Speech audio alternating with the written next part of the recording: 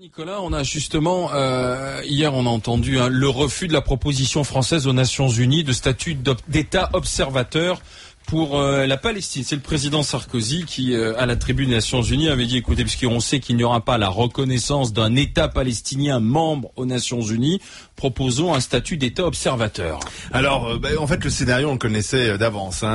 Nicolas Sarkozy n'est pas pour, visiblement, un État palestinien tout de suite, donc il proposait une solution médiane.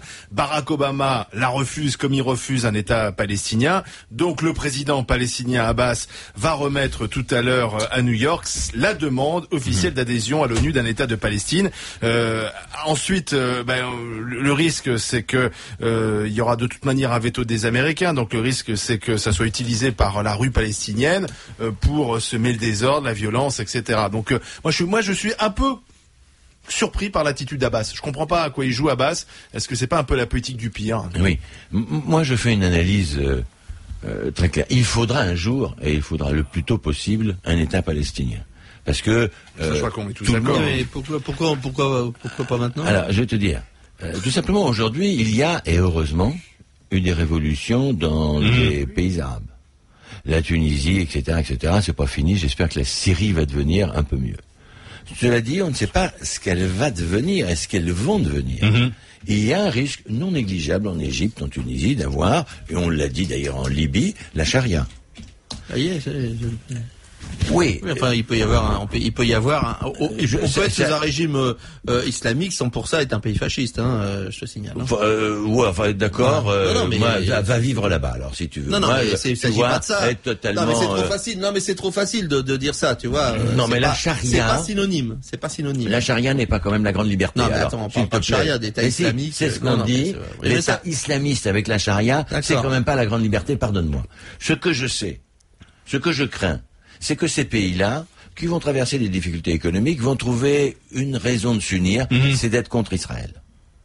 Et à ce moment-là, on risque incontestablement d'avoir la levée de tous ces pays pour aller combattre Israël. Est-ce que c'est le moment de dire on fait un État palestinien? Jacques. Je ne le crois pas. Jacques. Je comprends tout à fait, je soutiens la démarche du président Abbas. Il faut tout de suite qu'il y ait un État palestinien sur la base des frontières de 1967. Il n'y a qu'à voir d'ailleurs à Ramallah, actuellement il y a un développement économique, il se passe des choses positives.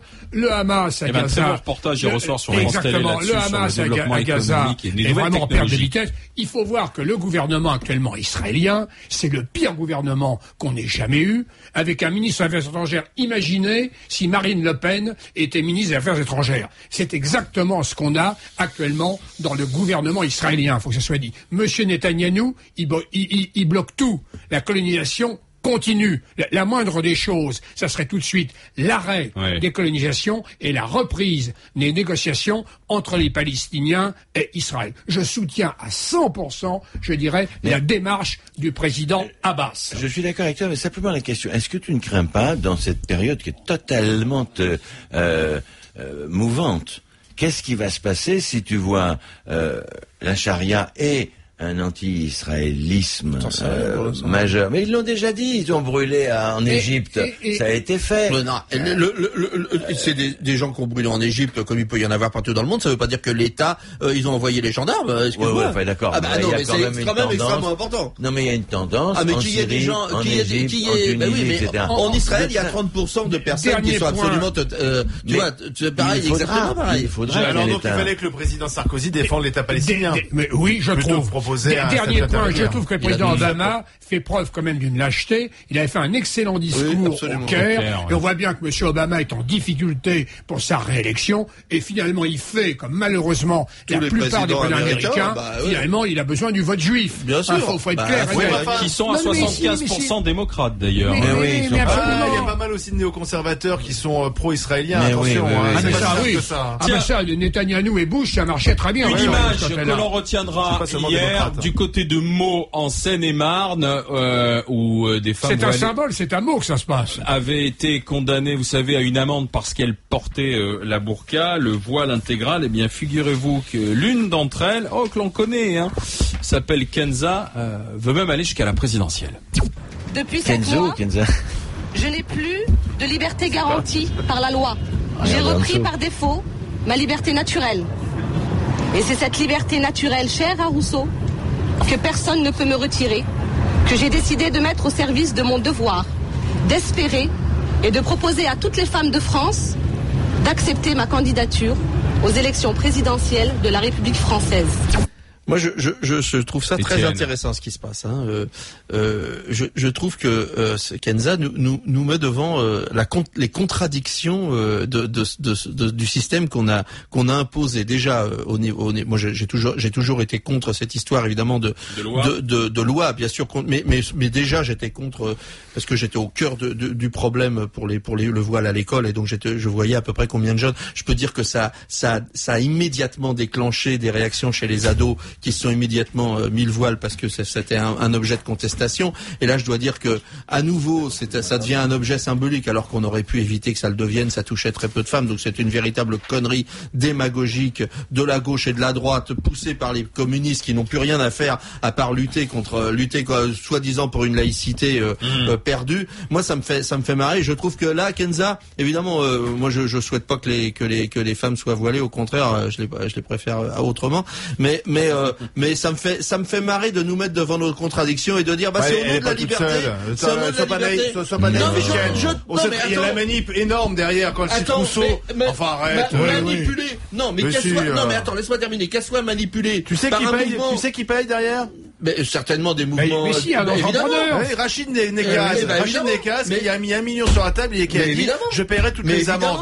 Alors il faut tout dire dans ce cas-là. Mais je dis tout. Je dis simplement que ce soit Kenza qui soit porte-parole de gens qui sont derrière et qui lui écrivent ses discours peut-être.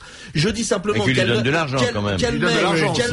Qu'elle met en contradiction ce qu'on a défendu parce que à mon avis c'était pas la laïcité qu'on a défendu mais uniquement l'islamophobie et je crois que c'est un mouvement islamophobe qui s'est développé en France. La dignité des femmes, non.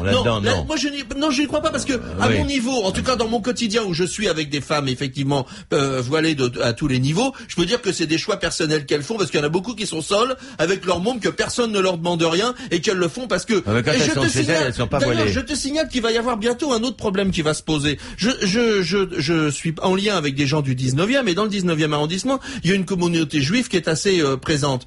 Les femmes aujourd'hui au lieu de mettre la perruque, énormément mettre le foulard sur les cheveux, exactement comme les musulmanes, parce que c'est dans la Bible, cette demande que les femmes doivent cacher leurs cheveux à Dieu. C'est une connerie parmi d'autres de la Bible. En tout cas, ceux qui y croient, ils le font. On n'est pas obligé de l'appliquer. Absolument, je suis tout à fait d'accord avec toi. Et je crois que la question va se poser, non seulement comme elle se pose aujourd'hui, parce qu'on a fait de l'islamophobie là-dessus, mais ça va se poser pour tous les gens qui sont fidèles au texte qu'on appelle les fondamentalistes, chrétiens, juifs et musulmans. Allez, et là, un mot rapide. Je suis totalement opposé à tous les fondamentalistes. Je le dis très clairement, tous les fondamentalistes. Mettre un foulard, que ça soit juif ou que ça soit des musulmanes, je suis pas opposé au foulard sur la tête. Pas en classe. Ouais, c'est pas la même chose. Bon, c'est le voile pas la intégral. même chose. Mais le voile intégral, c'est d'une humiliation absolument incroyable. C'est abaisser la femme de façon incroyable. Alors quand cette femme se présente, c'est du pipeau, pardonne-moi. Pourquoi c'est du pipeau? D'abord parce qu'elle ne pourra pas se présenter. Deuxièmement parce qu'elle est payée par des gens qui la mettent en avant. Et elle n'aura évidemment aucune signature. Bon alors franchement, entre nous, c'est simplement de la com, de la mauvaise com, parce que c'est humiliant pour les femmes d'être totalement voilées. C'est de la com. J'ai pas changé d'avis, j'étais contre cette loi. Je constate que c'est un symbole, ça se passe à mots. Il faut reconnaître qu'à un moment, Copé, pendant des mois, nous a parlé que de la burqa. Il était obsédé, je dirais, par ce sujet. Là, la loi a été appliquée, il y a eu 2 amendes. Par contre, je suis pas naïf, je sais dénommer Kenza. Alors ça, qu'elle soit manipulée par Rachid Nekaz, j'en suis sûr. Honnêtement, qu'elle cite Rousseau. Ça peut lui faire que du bien, qu'elle lise un peu plus Rousseau, d'ailleurs. 11h25, venons-en.